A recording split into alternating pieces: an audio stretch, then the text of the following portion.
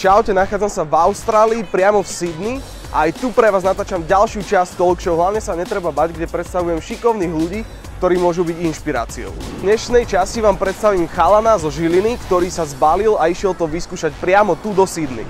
Je to Michal Adami, ktorý tu má vlastný street food a predstavte si, že tu predáva segedinský guláš a ešte do toho robí DJ-a.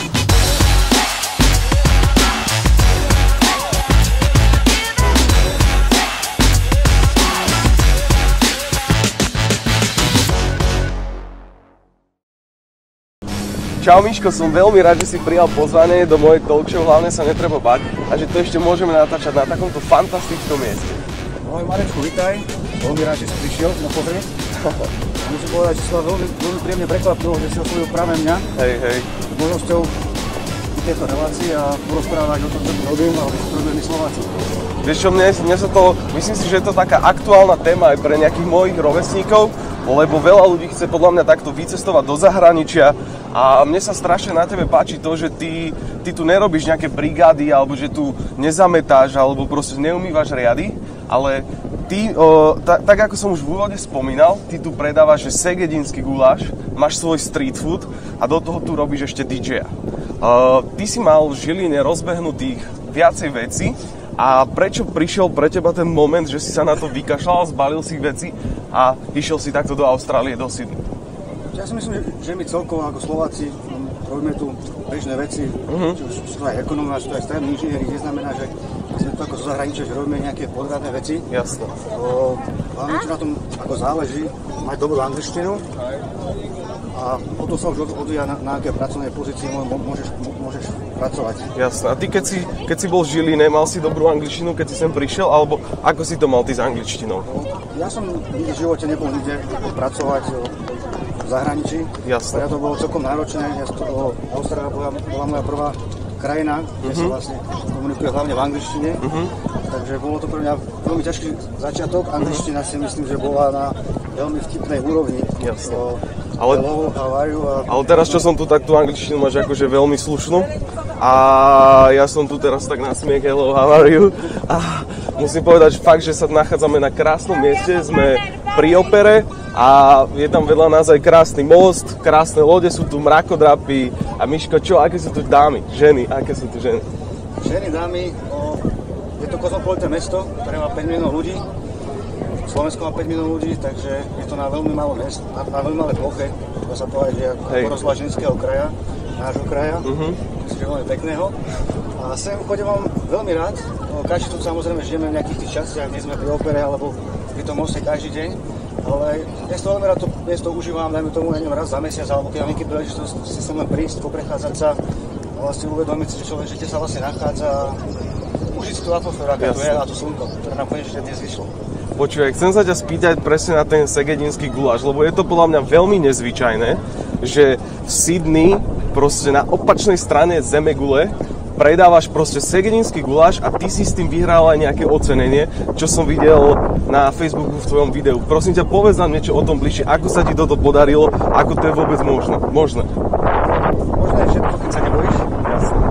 Takže začal som to vlastne robiť doma na Slovensku, skúsiť nejaký vlastný street food, ale nejako ma okolie kamaráti alebo známi ako odhovárali, že nie je to nejaký hviezdny biznis.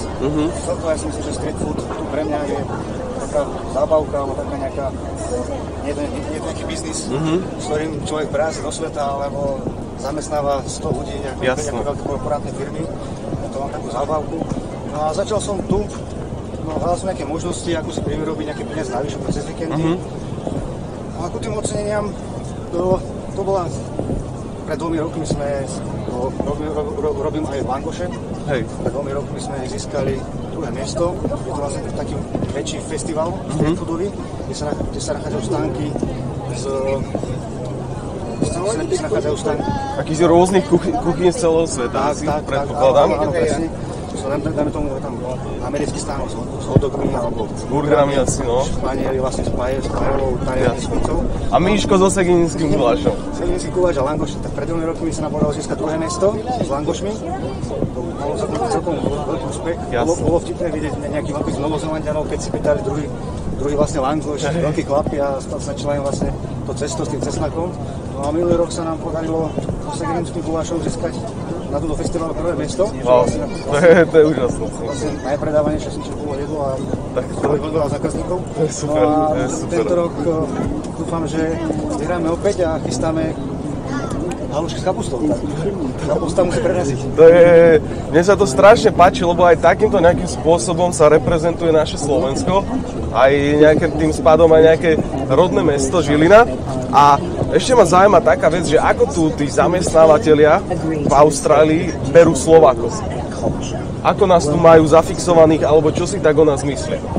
Ja som nikdy nemal akože pocit, že by nás brali nejak inak, tým, že sme aj k tomu z východu alebo niekde z Európy. Ja si myslím, že nás majú radi, veľmi veľa nás Slovákov, sme veľmi zruční, hlavne sa tu dokážeme presadiť v tých manuálnych prácach, či ako podlahári, taktiež aj kuchári sú tu veľmi veľa Slovákov, kuchári. Ja si myslím, že nás majú radi a... Sme pracovitý národ? Samozrejme, jednoznačne, ja si myslím, že áno. A sa to vlastne ani možno inak nedá iba tou prácou preraziť, poctivou prácou, alebo je tu veľmi veľa ľudí, tak človek si naozaj musí dať záležať, aby prerazil a snažiť sa samozrejme. Myslím, že to je v každom inom meste, alebo väčšom meste, kde je viac ľudí, to hľadajú prácu. Keď to napríklad že porovná, že Slovensko a Austrália, ako vnímaš napríklad to, že je to tu jednoduchšie, alebo je to tu rovnaké, alebo je to tu horšie, alebo ako to napríklad vnímaš ty? Ja to vnímam tak, že keď človek má prácu, ja som nemal prácu, ak má nejaký zdroj príjmu, dneska sa dá zarábať na internete, pokiaľ má nejaký pravidelný príjem, dokáže si tu viac tie peniaze ako vtedy užiť. Jasné, lebo... Viac možností samozrejme. Dokáže si užiť toto krásne počasie. Je veľký rozdiel, že či sem človek príde na študijný pobyt, či som príde tomu na pol roka, je mladý, má 25 rokov, príde sem užiť leto, pláže, študentov z rôznych iných krajín, alebo sem človek príde ako skúsiť zarobiť nejaké peniaze, preraziť, urobiť kariéru. To je veľmi odlišné, čo človek chce. A ty tu robíš aj DJ-a, takže ty tu aj zabávaš ľudí. A zo Žiliny ťa podľa mňa viacej ľudí bude poznať ako DJ-a, keď budú toto sledovať. A ako by som sa to spýtal, vedia sa tu ľudia dobre baviť? Je tu napríklad aj táto zábava možno na nejakej inej úrovni ako na Slovensku, alebo... Nepovedal by som, že na inej úrovni. Ja si myslím, že na Slovensku a celkovej Európe sú oveľa väčšie a zaujímavejšie party ako tu. To je taká trošku iná politika ohľadom týchto party. Väčšinou, keď je nejaký veľký event, tak končí to o polnoci, začína to o 3:00. Ľudia sa tu už bavia od nejakej 3:00, 4:00, po obede, nejaké pivečko, zlahúčka, víno, ešte ťa poďaky sú cez leto. Môžeš cítiť.